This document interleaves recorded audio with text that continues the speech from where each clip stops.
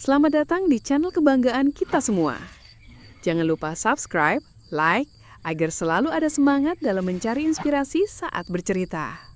Ini dia kisahnya, selamat bersantai dan selamat mendengarkan. Namaku Arka.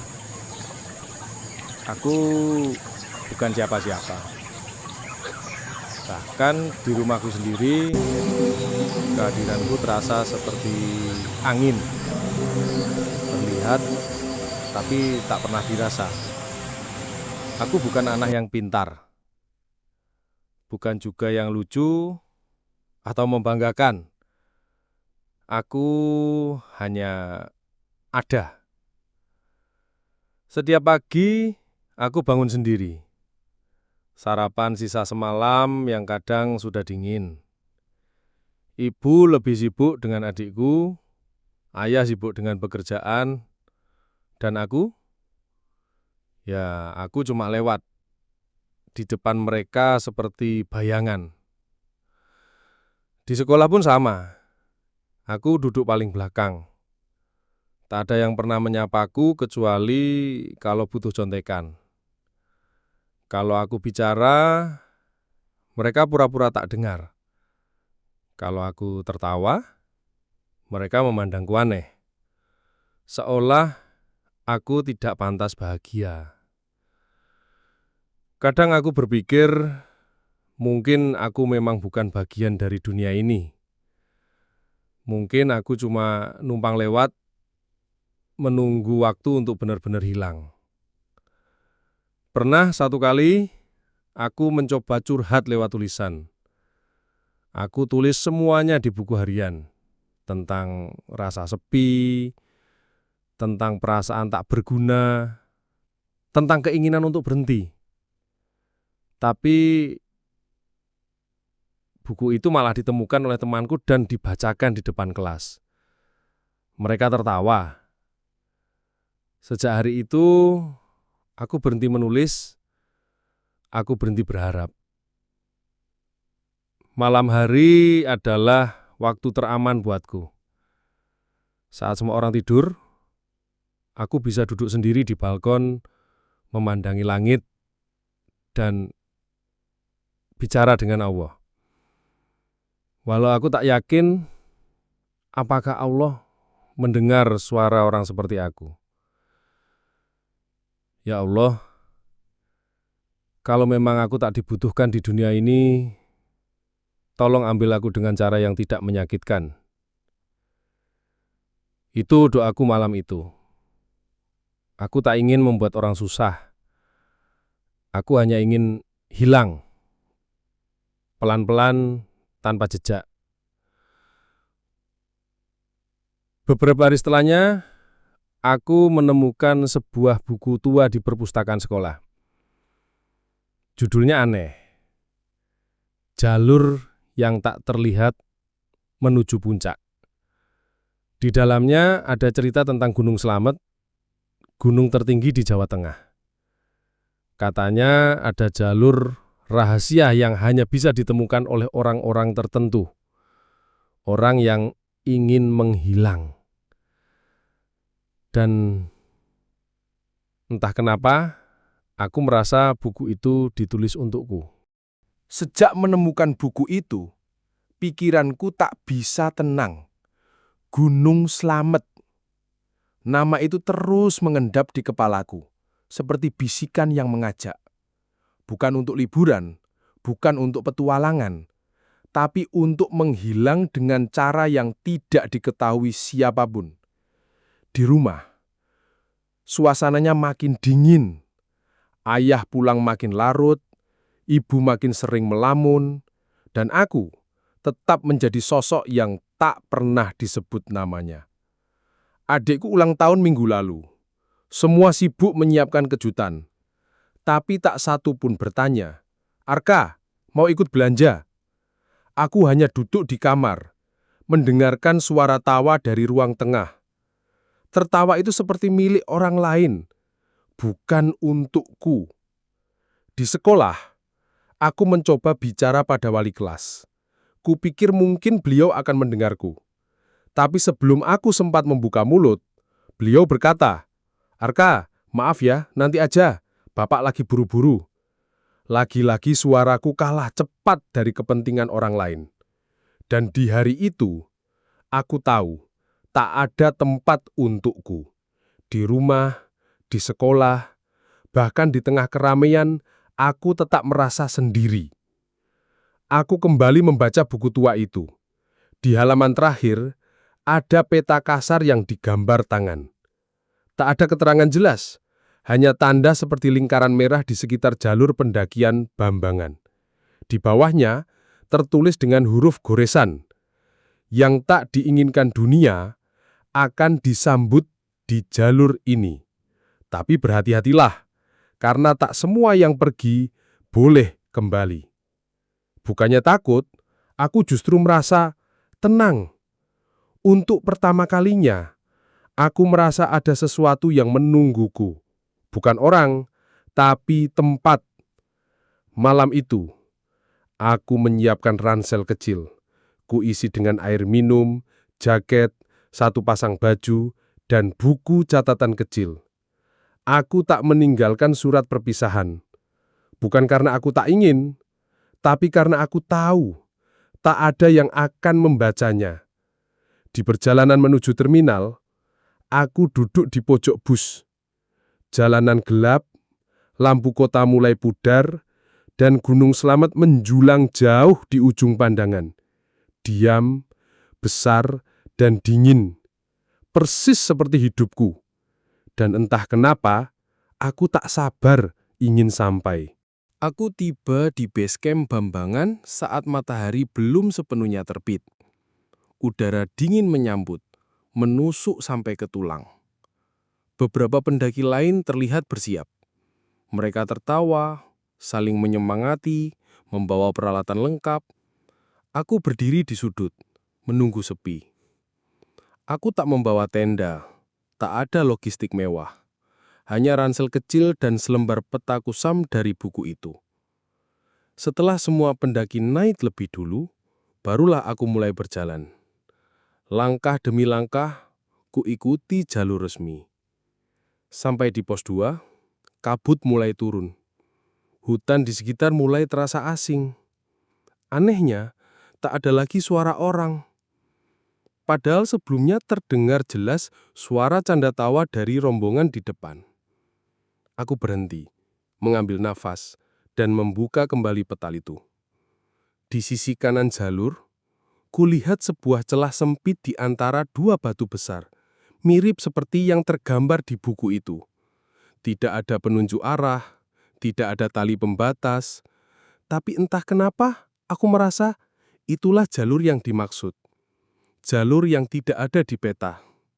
Tempat bagi mereka yang tak diinginkan dunia.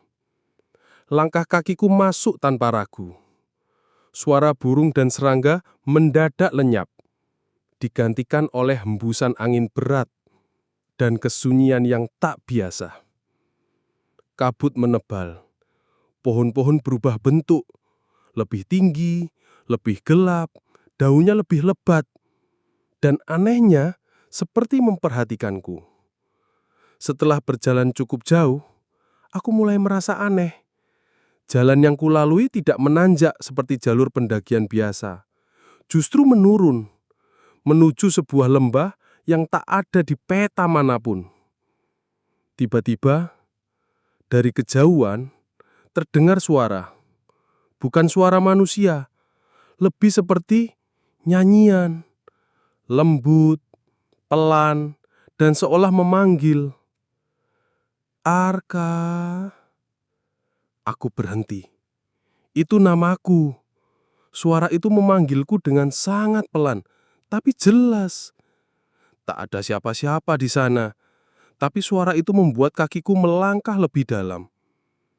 Tanpa aku sadari, pepohonan mulai membuka jalan, seolah mengizinkan aku lewat. Kabut menipis, dan di depan sana terlihat samar-samar sebuah bangunan besar dari batu, menjulang, berdiri di tengah lembah sunyi. Bangunan itu seperti bukan dari dunia ini. Dan anehnya, aku merasa sedang pulang. Aku tiba di base camp Bambangan saat matahari belum sepenuhnya terbit.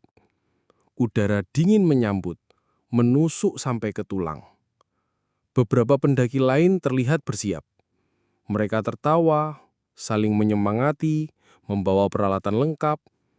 Aku berdiri di sudut, menunggu sepi. Aku tak membawa tenda, tak ada logistik mewah. Hanya ransel kecil dan selembar peta kusam dari buku itu. Setelah semua pendaki naik lebih dulu, barulah aku mulai berjalan. Langkah demi langkah, kuikuti jalur resmi. Sampai di pos 2, kabut mulai turun. Hutan di sekitar mulai terasa asing. Anehnya, tak ada lagi suara orang. Padahal sebelumnya terdengar jelas suara canda tawa dari rombongan di depan. Aku berhenti, mengambil nafas, dan membuka kembali peta itu. Di sisi kanan jalur, kulihat sebuah celah sempit di antara dua batu besar, mirip seperti yang tergambar di buku itu. Tidak ada penunjuk arah, tidak ada tali pembatas, tapi entah kenapa aku merasa itulah jalur yang dimaksud. Jalur yang tidak ada di peta. Tempat bagi mereka yang tak diinginkan dunia. Langkah kakiku masuk tanpa ragu. Suara burung dan serangga mendadak lenyap, digantikan oleh hembusan angin berat dan kesunyian yang tak biasa. Kabut menebal, pohon-pohon berubah bentuk, lebih tinggi, lebih gelap, daunnya lebih lebat, dan anehnya seperti memperhatikanku. Setelah berjalan cukup jauh, aku mulai merasa aneh.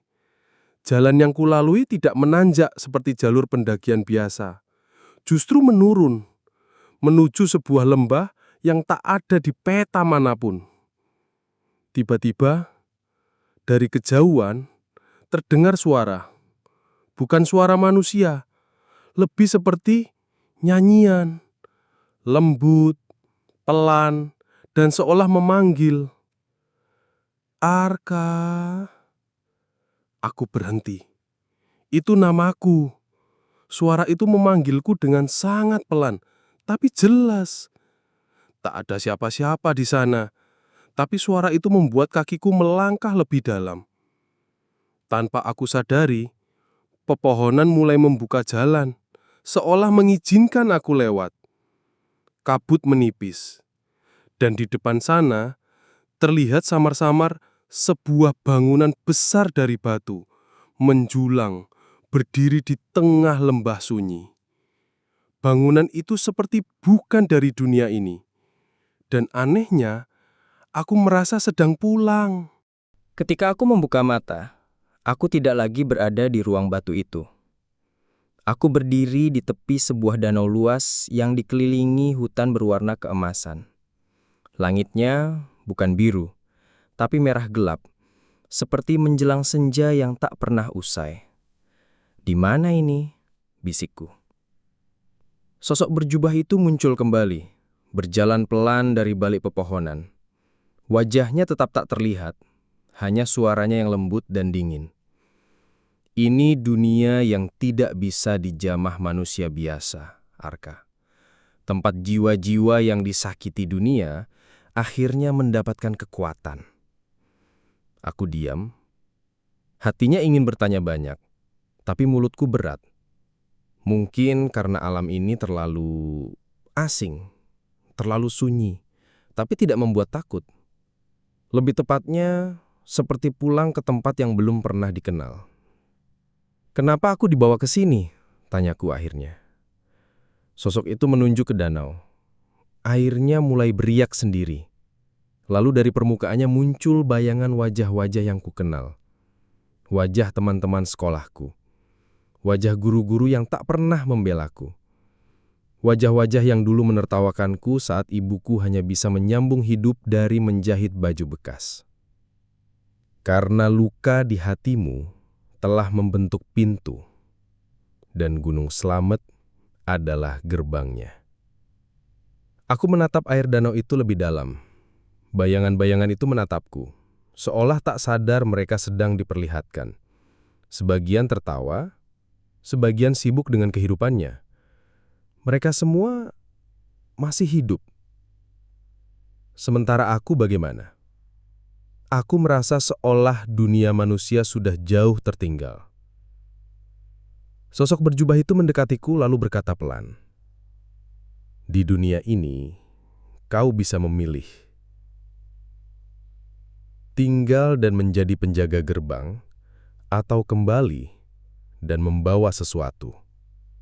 Aku menoleh padanya. "Membawa apa?" Ia mengangkat tangannya. Dari balik lengannya yang panjang dan lusuh, muncul sebutir batu kecil, warnanya hitam legam, dan mengeluarkan asap tipis. Ini bukan sihir. Ini bukan kutukan. Ini adalah cermin dari luka hatimu sendiri. Kalau kau membawanya pulang, maka dunia akan melihatmu, akan tahu rasa sakitmu, dan semua yang menertawakanmu akan merasakannya juga. Tapi bukan lewat luka, melainkan lewat kehilangan yang mereka tak bisa pahami. Tanganku bergetar saat hendak mengambil batu itu. Bayangan wajah ibu muncul dalam pikiranku. Apakah ia akan bangga jika aku menjadi seperti ini? Tapi di sisi lain, suara-suara hinaan yang dulu menggema dalam ingatanku masih jelas. Tawa mereka, bisik-bisik mereka, seakan tak pernah benar-benar hilang. Pilihanmu akan menentukan takdirmu, Arka. Kalau kau mengambil batu ini, maka kau bukan lagi manusia seutuhnya. Kau akan menjadi bagian dari penjaga alam ini. Kau akan punya kekuatan, tapi kau tak bisa kembali sebagai dirimu yang dulu. Aku menatap batu itu. Hening. Tak ada angin, tak ada suara. Hanya detak jantungku yang semakin pelan, semakin dalam. Dan jari-jariku mulai meraih batu itu. Saat jemariku menyentuh batu hitam itu, dunia di sekitarku mendadak bergetar pelan. Bukan gempa, tapi seperti denyut nadi bumi yang menyambutku. Batu itu panas, tapi tak membakar. Justru terasa seperti bagian dari diriku sendiri. Seolah sejak awal, aku memang ditakdirkan memilikinya. Aku memejamkan mata, dan ketika kubuka kembali, aku sudah berada di pinggir desa. Tapi, ada yang aneh. Langit sore itu terasa lebih kelabu dari biasanya. Udara dingin, lebih sunyi dari sebelumnya. Dan tubuhku, masih tubuhku, tapi ada sesuatu yang berubah. Langkah kakiku ringan, tapi setiap aku berjalan, rumput yang kulewati layu sejenak, lalu kembali tumbuh. Bayanganku di tanah tak sepenuhnya mengikuti gerakku. Kadang tertinggal, kadang bergerak lebih cepat. Aku mencoba bicara pada seorang warga yang lewat. "Pak Sarman?" Namun ia tak menoleh. "Pak," seruku lagi, lebih keras. Ia berhenti sejenak, lalu memandangku dengan wajah pucat, seolah melihat sesuatu yang tak seharusnya muncul. Ia menyilangkan jari, membalik badan, lalu pergi dengan langkah tergesa, tanpa berkata apapun. Hatiku mencelos. Apa aku sekarang dianggap makhluk aneh? Aku pulang ke rumah. Rumah kayu kecil peninggalan ibu masih berdiri di pinggir kebun. Daunnya sudah mulai rimbun, catnya mengelupas, tapi hangatnya tetap sama. Aku ketuk pintu. Sekali, dua kali. Tak ada jawaban. Akhirnya kebuka sendiri. Dan di sanalah, aku melihat ibu. Ia sedang duduk di atas sajadah. Wajahnya terlihat lebih tua dari yang kuingat. Dan matanya sembab. "Ibu," suara itu keluar pelan, tapi terdengar menggema. Ibu tak bergeming, seolah tak mendengar. Aku melangkah lebih dekat, berusaha menyentuh bahunya. Namun tanganku menembus tubuhnya. Aku terpaku. Aku bukan lagi manusia. Gumamku getir. Ibu tiba-tiba menoleh, bukan padaku, tapi ke sebuah bingkai foto kecil di rak belakang. Foto lamaku. Lalu ibu berkata lirih, "Andai aku tahu kau pulang, Nak, meski hanya bayangan." Dadaku terasa sesak, sakit, tapi tak bisa menangis. Aku ingin berteriak, tapi tak ada suara keluar. Aku ingin memeluknya, tapi tanganku hampa. Dan di saat itu, batu hitam yang kusimpan di genggaman mulai berdenyut. Seketika, udara di rumah menjadi berat, dan dari balik dinding, bayangan seseorang muncul. Bukan iblis, bukan makhluk mengerikan, tapi Arka kecil, diriku yang dulu. Ia menatapku dengan senyum sedih. "Kalau kau benar-benar ingin kembali, kau harus menyelesaikan apa yang belum selesai. Tunjukkan pada mereka bahwa luka hati bukan untuk dibalas dengan dendam, tapi untuk dibebaskan." Aku menatap batu itu, dan untuk pertama kalinya, aku ragu. Apakah kekuatan ini akan menyembuhkan lukaku, atau justru menenggelamkanku lebih dalam? Tapi jalan sudah dipilih. Aku tidak bisa mundur. Aku bukan lagi Arka yang dulu. Aku adalah sesuatu yang diciptakan oleh dunia yang kejam, tapi dikembalikan oleh alam yang lebih purba. Dan malam itu, aku mulai berjalan menuju rumah orang-orang yang dulu pernah menyakitiku. Bukan untuk balas dendam, tapi untuk menatap mereka dan membuat mereka mengingat sesuatu yang mereka lupakan.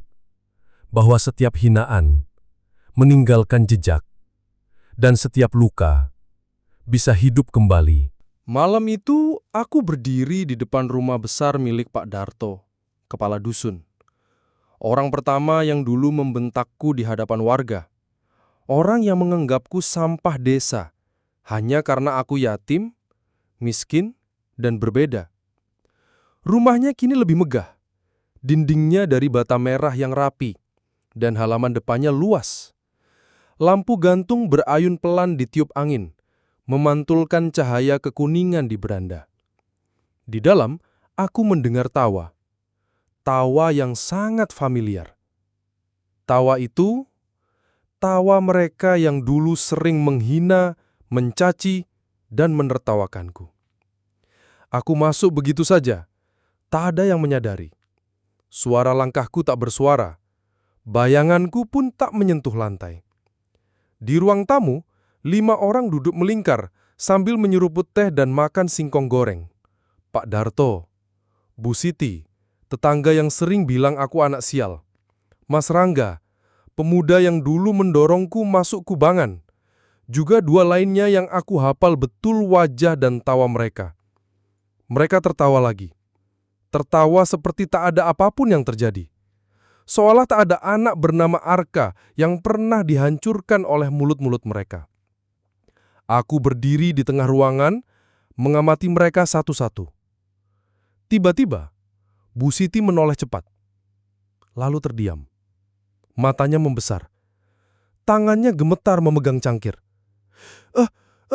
Kalian lihat itu enggak?" Bisiknya panik.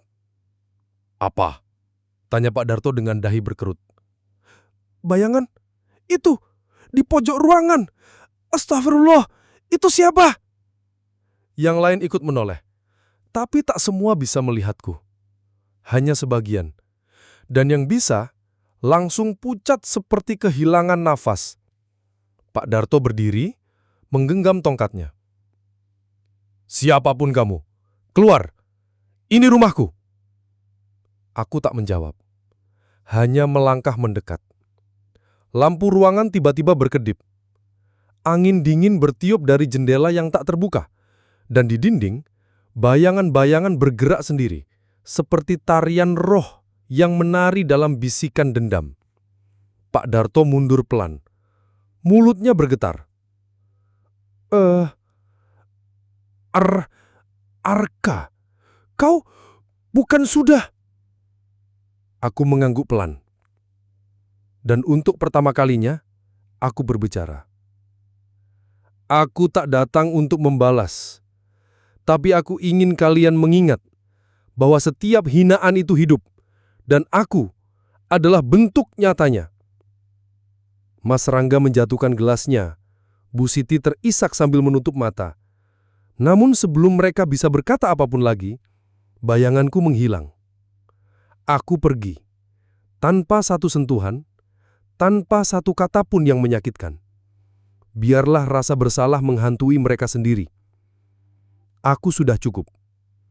Karena yang kubutuhkan bukan balas dendam, tapi pengakuan.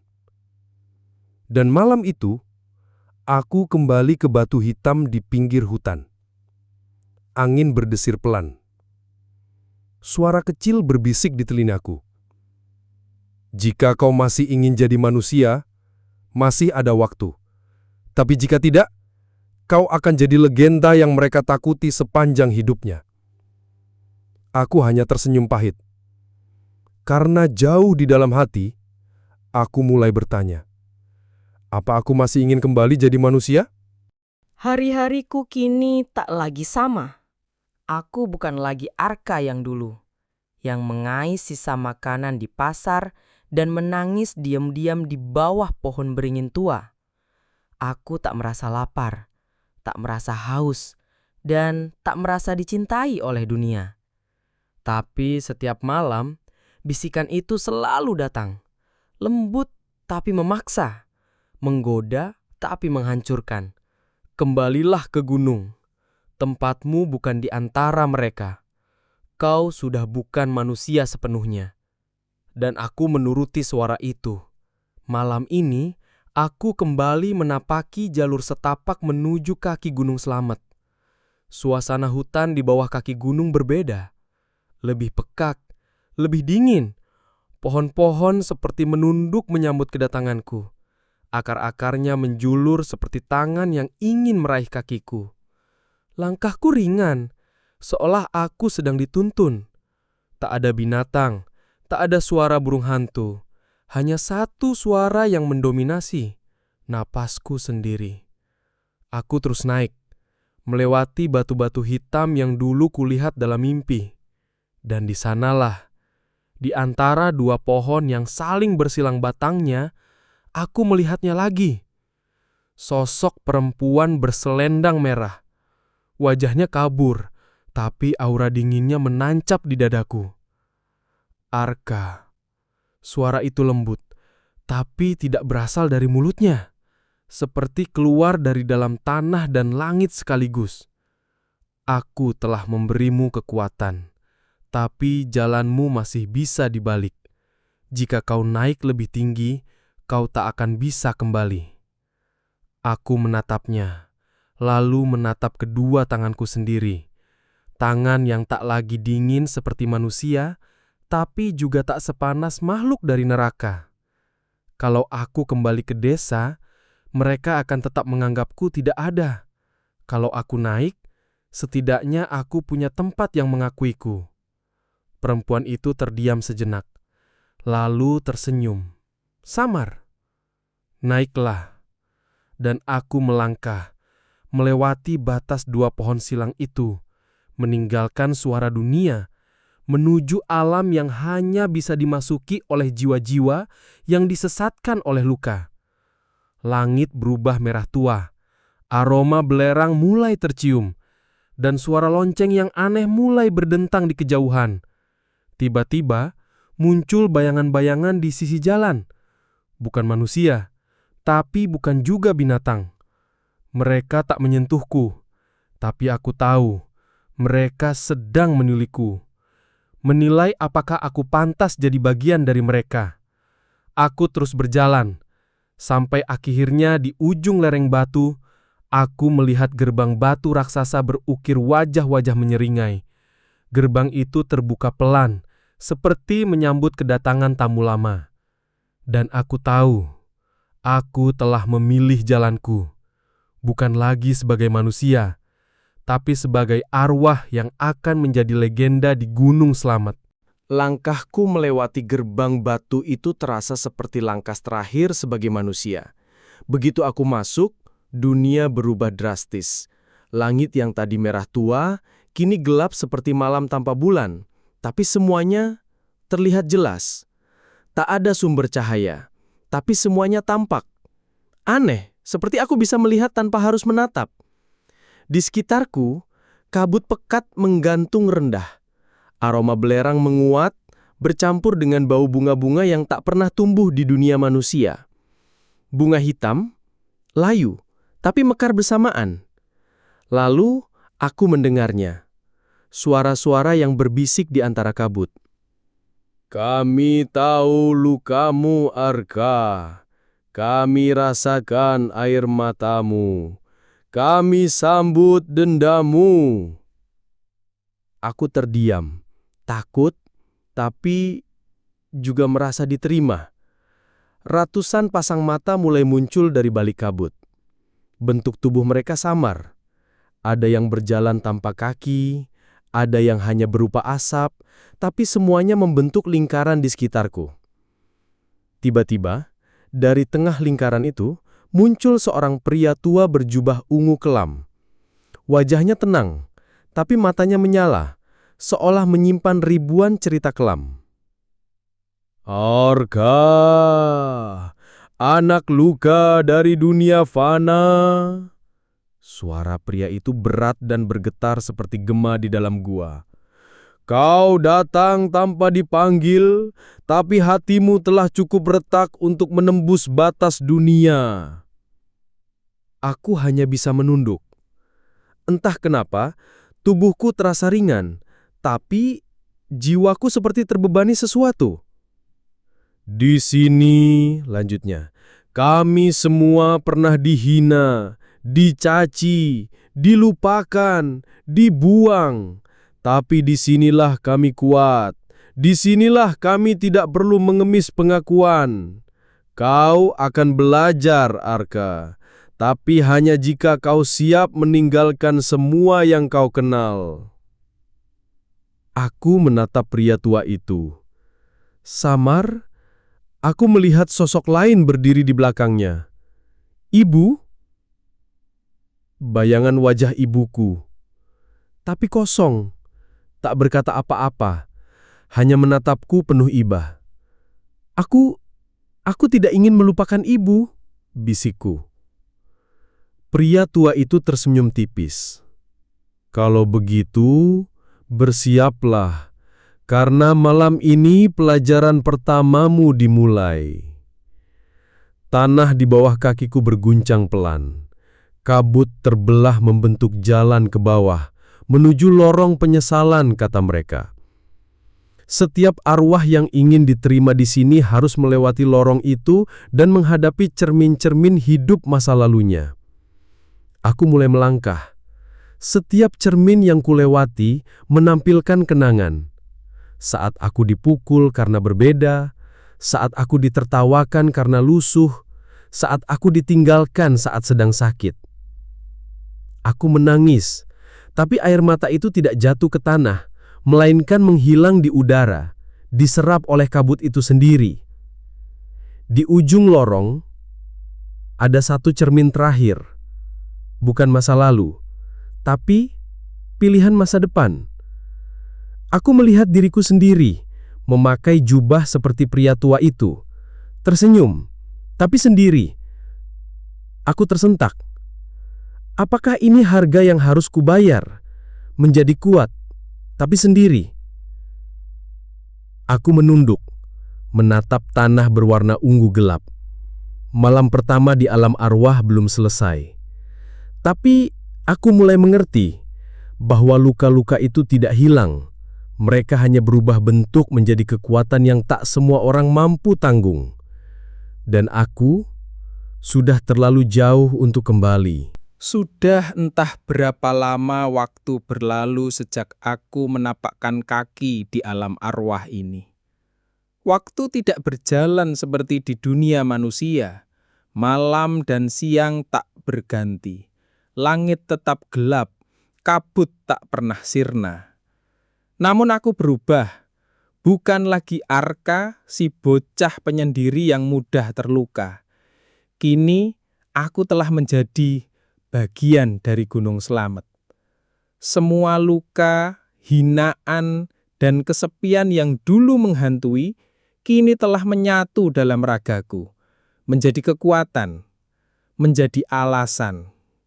Setiap malam, aku berdiri di tebing curam yang tak bisa dijangkau manusia. Dari sanalah aku memandang ke bawah, ke desa tempat dulu aku hidup dan tempat aku mati, dihina, disisihkan, dilupakan.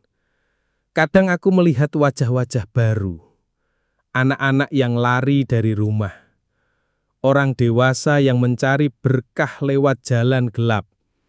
Mereka datang dengan mata penuh dendam, dengan hati penuh luka, seperti aku dulu. Tapi tak semua bisa bertahan, tak semua mampu menghadapi lorong-lorong kegelapan itu. Banyak yang menjerit, banyak yang memohon kembali, dan banyak pula yang menghilang begitu saja, larut dalam kabut Gunung Slamet tanpa jejak. Dan aku tetap di sini, menjaga gerbang antara dua dunia, mengawasi mereka yang terjatuh dan mereka yang dipilih. Aku sering bertanya-tanya, apakah arwahku masih menangis saat mengenang ibu, atau sahabat yang dulu menertawakanku, atau mungkin dunia yang tak pernah memberiku tempat. Tapi kabut ini telah membuat semuanya samar. Semakin lama, aku tak lagi ingat rasanya menjadi manusia. Yang ku tahu sekarang, aku adalah bagian dari Gunung Slamet, penunggu, pengawas, dan bagi mereka yang datang dengan hati penuh luka, aku adalah bayangan yang muncul di ujung mimpi buruk. Terkadang, seseorang akan melihat sosokku dari kejauhan. Seorang pendaki mungkin, atau warga desa yang tersesat. Mereka akan melihat bayangan samar di balik kabut, berdiri di atas tebing, diam, tanpa suara. Dan saat itulah mereka tahu, Gunung Slamet bukan sekedar gunung. Ia menyimpan jiwa-jiwa yang tak pernah selesai menangis. Termasuk aku. Namaku Arka, dan aku tak pernah benar-benar mati.